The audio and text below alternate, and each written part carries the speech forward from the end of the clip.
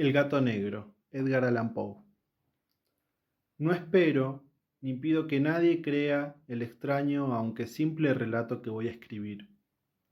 Estaría completamente loco si lo esperase, pues mis sentidos rechazan su evidencia. Pero no estoy loco y sé perfectamente que esto no es un sueño. Mañana voy a morir. Y quiero, de alguna manera, aliviar mi alma. Mi intención inmediata consiste en poner de manifiesto simple y llanamente, y sin comentarios, una serie de episodios domésticos. Las consecuencias de estos episodios me han aterrorizado, me han torturado y por fin me han destruido.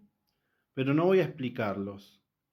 Si para mí han sido horribles, para otros resultarán menos espantosos que barrocotes. En el futuro, quizá, aparezca alguien cuya inteligencia reduzca mis fantasmas a lugares comunes. Una inteligencia más tranquila, más lógica y mucho menos excitable que la mía. Capaz de ver en las circunstancias que voy a describir con miedo una simple sucesión de causas y efectos naturales. Desde la infancia sobresalí por docilidad y bondad de carácter. La ternura de corazón era tan grande que llegué a convertirme en objeto de burla para mis compañeros. Me gustaban, de forma singular, los animales, y mis padres me permitían tener una variedad muy amplia. Pasaba la mayor parte del tiempo con ellos y nunca me sentía tan feliz como cuando les daba de comer y los acariciaba. Ese rasgo de mi carácter crecía conmigo y cuando llegué a la madurez me proporcionó uno de los mayores placeres. ¿Quiénes han sentido alguna vez afecto por un perro fiel y sagaz? No necesitan que me molesten explicarles la naturaleza o la intensidad de la satisfacción que se recibe. Hay algo en el generoso y abnegado amor de un animal que llega directamente al corazón del que con frecuencia ha probado la falsa amistad y frágil fidelidad del hombre. Me casé joven y tuve la alegría de que mi mujer compartiera mis preferencias. Cuando advirtió que me gustaban los animales domésticos, no perdía ocasión para proporcionarme los más agradables. Teníamos pájaros, peces de colores, un hermoso perro, conejos, un mono pequeño y un gato. Este último era un hermoso animal, bastante grande, completamente negro y de una sagacidad asombrosa. Cuando se refería a su inteligencia, mi mujer, que en el fondo era bastante supersticiosa, aludía con frecuencia a la antigua creencia popular de que todos los gatos negros eran brujas disfrazadas. No quiero decir que lo creyera en serio, y solo menciono el asunto porque acabo de recordarla. Pluto, pues así se llamaba el gato, era mi favorito y mi camarada. Solo yo le daba de comer, y él, en casa, me seguía por todas partes. Incluso me resultaba difícil impedirle que siguiera mis pasos por la calle. Nuestra amistad duró varios años, en el transcurso de los cuales mi temperamento y mi carácter, por causa del demonio intemperancia, y me pongo rojo al confesarlo, se habían alterado radicalmente. Día a día me fui volviendo más irritable, malhumorado e indiferente hacia los sentimientos ajenos. Llegué incluso a usar palabras duras con mi mujer y terminé recurriendo a la violencia física. Por supuesto, mis favoritos sintieron también el cambio de mi carácter. No solo los descuidaba, sino que llegué a hacerles daño. Sin embargo, hacia Pluto, sentía el suficiente respeto como para abstenerme de maltratarlo, cosa que hacía con los conejos, el mono y hasta el perro, cuando por casualidad o por afecto se cruzaban en mi camino. Pero mi enfermedad empeoraba, pues ¿qué enfermedad se puede comparar con el alcohol? Y al fin, incluso Pluto, que ya empezaba a ser viejo y por tanto irritable, empezó a sufrir las consecuencias de mi mal humor. Una noche en que volví a casa completamente borracho, después de una de mis correrías por el centro de la ciudad, me pareció que el gato evitaba mi presencia. Lo agarré y, asustado por mi violencia, me mordió ligeramente en la mano. Al instante se apoderó de mí una furia de diablos y ya no supe lo que hacía. Fue como si la raíz de mi alma se separaba de un golpe del cuerpo, y una maldad, más que diabólica, alimentada por la ginebra, estremeció cada fibra de mi ser. Saqué del bolsillo del chaleco un cortaplumas, lo abrí, mientras seguía sujetando el animal por el pescuezo, y deliberadamente le saqué un ojo. Me pongo más rojo que un tomate, siento vergüenza, tiemblo mientras escribo tan reprochable atrocidad. Cuando me volvió la razón con la mañana, cuando el sueño hubo disipado los vapores de la orgía nocturna, sentí que el horror se mezclaba con el remordimiento ante el crimen del que era culpable. Pero solo era un sentimiento débil y equívoco, y no llegó a tocar mi alma. Otra vez me hundí en los excesos, y pronto ahogué en vino los recuerdos de lo sucedido. El gato, mientras tanto, mejoraba lentamente. La cuenca del ojo perdido presentaba un horrible aspecto, pero el animal parecía que ya no sufría. Se paseaba como de costumbre por la casa, aunque como se puede imaginar, huía aterrorizado al verme. Me quedaba bastante de mi antigua forma de ser para sentirme agraviado por la evidente antipatía de un animal que una vez me había querido tanto. Pero ese sentimiento pronto se dio paso a la irritación, y entonces se presentó para mi derrota final e irrevocable el espíritu de la perversidad. La filosofía no tiene en cuenta a este espíritu. Sin embargo, estoy tan seguro de que mi alma existe como de que la perversidad es uno de los impulsos primordiales del corazón humano, una de las facultades primarias indivisibles, uno de los sentimientos que dirigen el carácter del hombre. ¿Quién no se ha sorprendido a sí mismo 100 veces en los momentos en que cometía una acción estúpida o malvada por una simple razón de que no debía cometerla? ¿No hay en nosotros una tendencia permanente que nos enfrenta con el sentido común a transgredir lo que constituye la ley por el simple hecho de serlo, de existir? Este espíritu de perversidad se presentó, como he dicho, en mi caída final.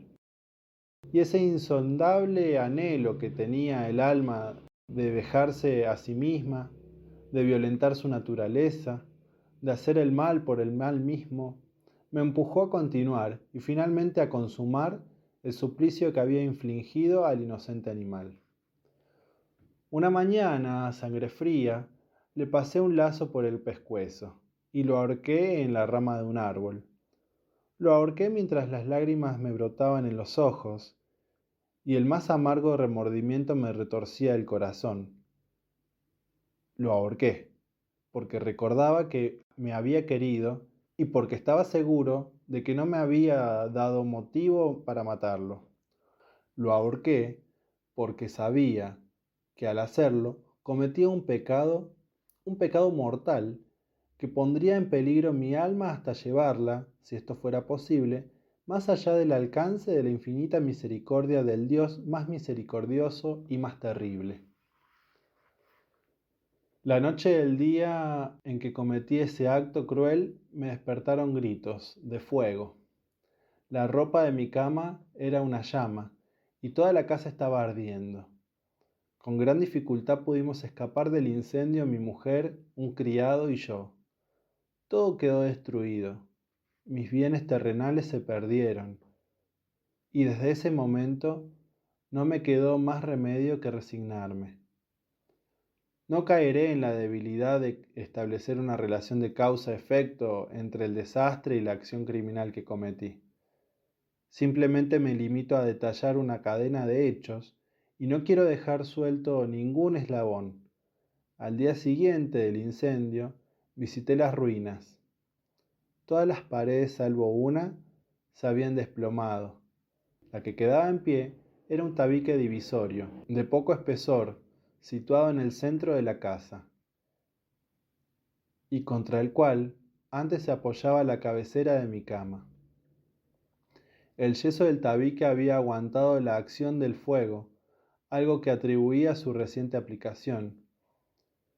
Una aparentada muchedumbre se había reunido alrededor de esta pared y varias personas parecían examinar parte de la misma atenta y minuciosamente. Las palabras extraño, curioso y otras parecidas despertaron mi curiosidad. Al acercarme más, vi en la blanca superficie grabada en bajo relieve aparecía la figura de un gigantesco gato. El contorno tenía la nitidez verdaderamente extraordinaria. Había una cuerda alrededor del pescuezo del animal. Al descubrir esta aparición, ya que no podía considerarla otra cosa, el asombro y el terror me dominaron. Pero la reflexión vino en mi ayuda. Recordé que había ahorcado el gato en un jardín colindante con la casa. Cuando se produjo la alarma del incendio, la gente invadió inmediatamente el jardín. Alguien debió cortar la soga y tirar el gato en mi habitación por la ventana abierta. Sin duda habían tratado así de despertarse. Probablemente la caída de las paredes comprimió a la víctima de mi crueldad contra el yeso recién encalado, cuya cal, junto con la acción de las llamas y el amoníaco del cadáver, produjo la imagen que ahora veía. Aunque con estas explicaciones quedó satisfecha mi razón, pero no mi conciencia, sobre el asombroso hecho que acabo de describir, lo ocurrido impresionó profundamente mi imaginación. Durante meses no pude librarme del fantasma del gato, y en todo ese tiempo dominó mi espíritu un sentimiento informe, que parecía, sin serlo, al remordimiento.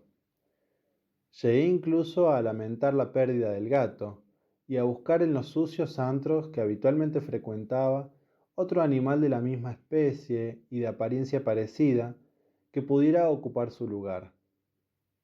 Una noche, medio borracho, me encontraba en una taberna pestilente y me llamó la atención algo negro posado en uno de los grandes toneles de ginebra, que constituían el principal mobiliario del lugar. Durante unos minutos había estado mirando fijamente ese tonel y me sorprendió no haber advertido antes la presencia de la mancha negra de encima. Me acerqué a él y lo toqué con la mano. Era un gato negro, un gato muy grande, tan grande como Pluto, y exactamente igual a este, salvo en un detalle. Pluto no tenía ni un pelo blanco en el cuerpo, mientras este gato mostraba una mancha blanca, tan grande como indefinida, que le cubría casi todo el pecho. Al acariciarlo, se levantó enseguida y empezó a ronronear con fuerza. Se restregó contra mi mano y pareció encantado de mis cuitas. Había encontrado al animal que estaba buscando. Inmediatamente propuse comprárselo al tabernero, pero me contestó que no era suyo y que no lo había visto nunca antes ni sabía nada del gato. Seguí acariciando al gato y cuando iba a irme a casa, el animal se mostró dispuesto a acompañarme. Le permití que lo hiciera, parándome una y otra vez para agacharme y acariciarlo. Cuando estuvo en casa, se acostumbró enseguida y pronto se convirtió en el gran favorito de mi mujer. Por mi parte, pronto sentí que nacía en mí una antipatía hacia el animal.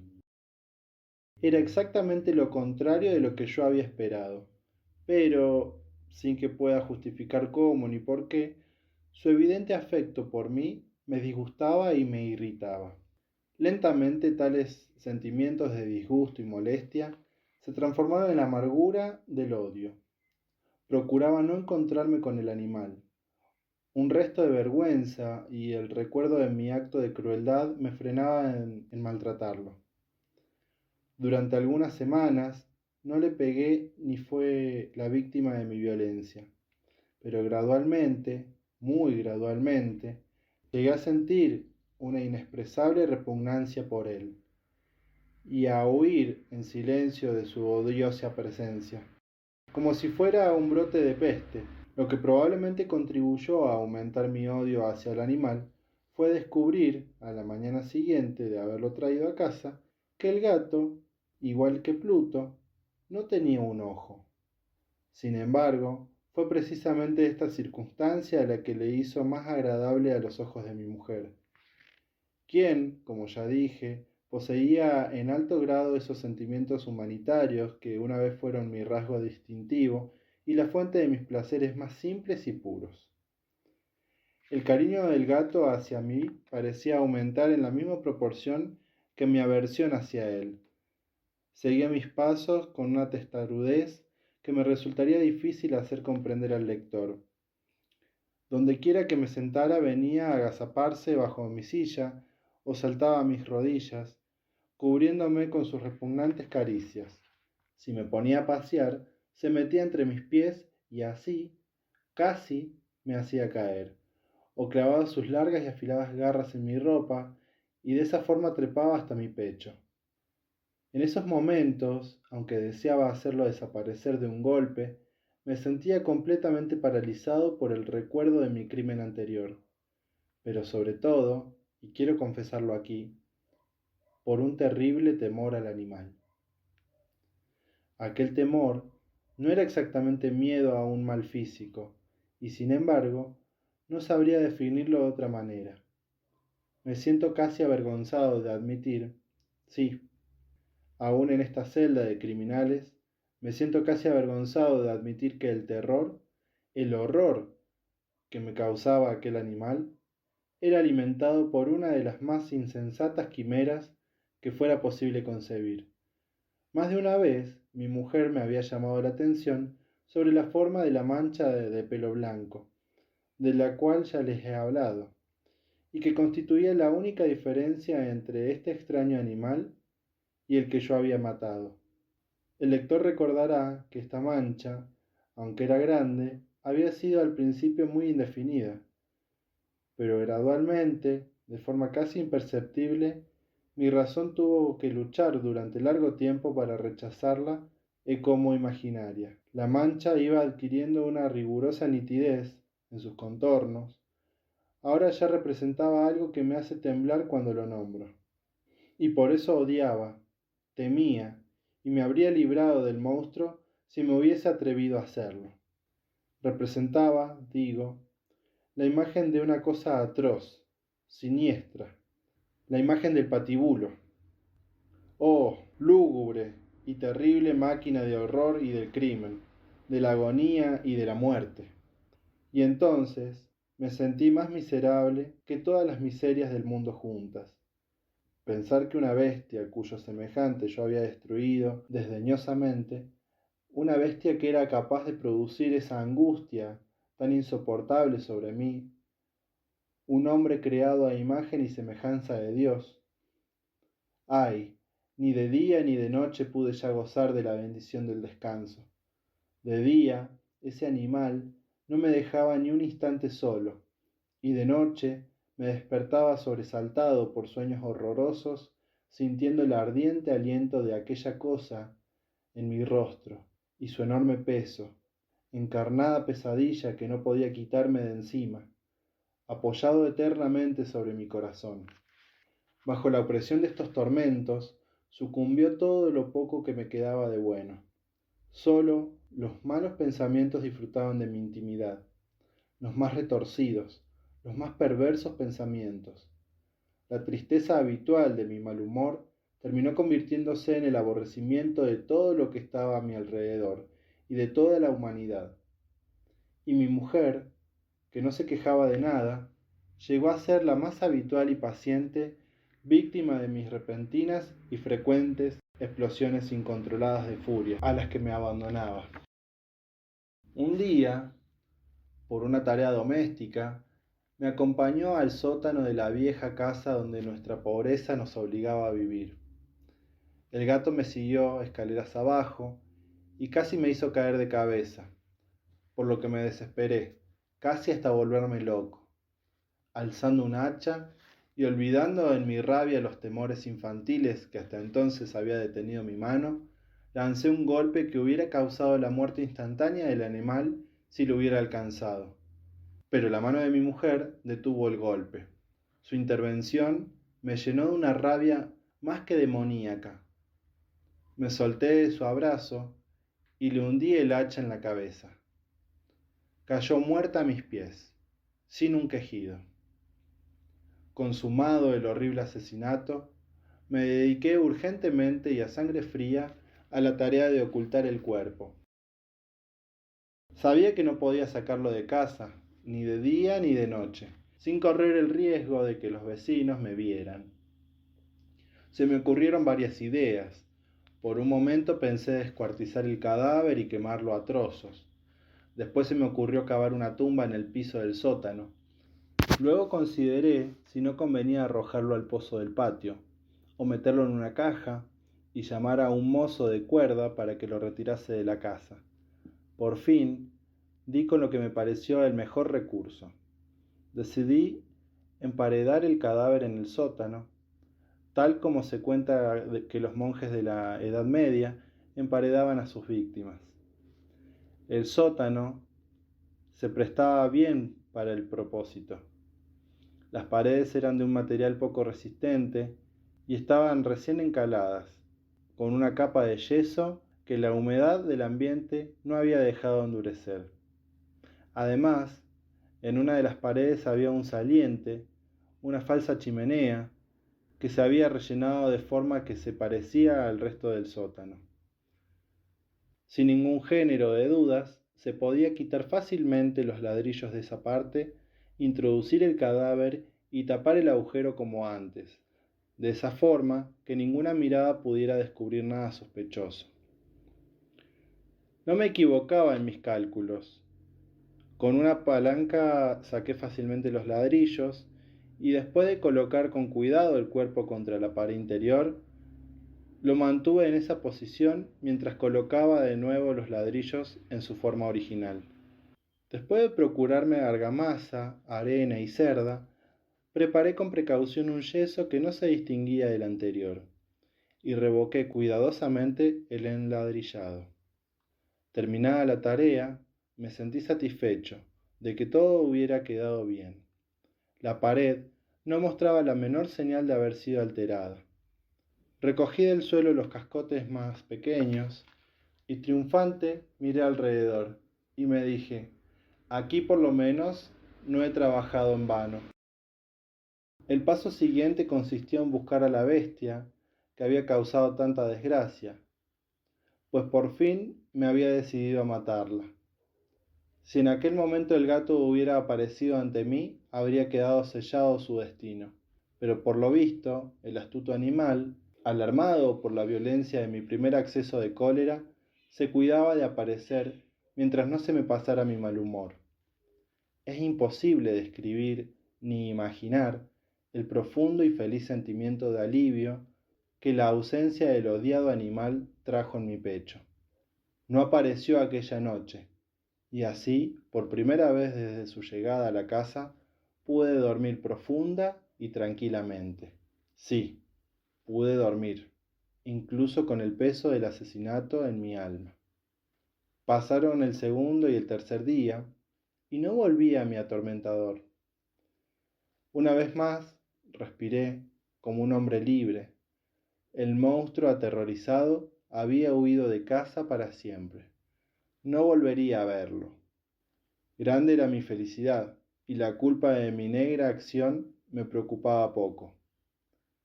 Se hicieron algunas investigaciones, a las que me costó mucho contestar, incluso registraron la casa, pero naturalmente no se descubrió nada.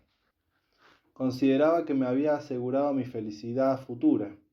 Al cuarto día, después del asesinato, un grupo de policías entró a la casa intempestivamente y procedió otra vez a una rigurosa inspección. Seguro de que mi escondite era inescrutable, no sentí la menor inquietud. Los agentes me pidieron que lo acompañara en su registro. No dejaron ningún rincón ni escondrijo sin revisar. Al final, por tercera o cuarta vez, bajaron al sótano. No me temblaba ni un solo músculo. Mi corazón latía tranquilamente, como el de quien duerme en la inocencia. Me paseaba de un lado a otro del sótano, había cruzado los brazos sobre el pecho e iba tranquilamente de acá para allá. Los policías quedaron totalmente satisfechos y se disponían a marcharse. El júbilo de mi corazón era demasiado fuerte para ser reprimido. Ardía en deseos de decirles al menos una palabra como prueba de triunfo y de asegurar doblemente su certidumbre sobre mi inocencia. Caballeros, dije por fin, cuando el grupo subía la escalera, me alegro de haber disipado sus sospechas. Les deseo felicidad y un poco más de cortesía. Por cierto, caballeros, esta casa está muy bien construida. En mi rabioso deseo de decir algo con naturalidad, no me daba cuenta de mis palabras. Repito que es una casa excelentemente construida. Estas paredes... ¿Ya se van ustedes, caballeros? Estas paredes son de gran solidez. Y entonces, empujado por el frenesí de mis bravatas, golpeé fuertemente con el bastón que llevaba en la mano sobre la pared de ladrillo tras la cual estaba el cadáver de la esposa de mi alma. Que Dios me proteja y me libre de las garras del archidemonio. Apenas había cesado el eco de mis golpes y una voz me contestó desde adentro de la tumba. Un quejido ahogado y entrecortado al principio, como el sollozar de un niño, que luego creció rápidamente hasta convertirse en un largo, agudo y continuo grito, completamente anormal e inhumano. Un aullido, un alarido quejumbroso, mezcla de horror y de triunfo, como solo puede surgir en el infierno de la garganta de los condenados en su agonía, y de los demonios gozosos en la condenación. Hablar de lo que pensé en ese momento es una locura. Presa de vértigo, fui tambaleándome hasta la pared de enfrente. Por un instante el grupo de hombres de la escalera se quedó paralizado por el espantoso terror. Luego, una docena de robustos brazos atacó la pared, que cayó de un golpe. El cadáver, ya corrompido y cubierto de sangre coagulada, apareció de pie ante los ojos de los espectadores. Sobre su cabeza, con la roja boca abierta y el único ojo de fuego, estaba agazapada la horrible bestia cuya astucia me había llevado al asesinato y cuya voz delatora me entregaba ahora al verdugo. Había emparedado al monstruo en la tumba.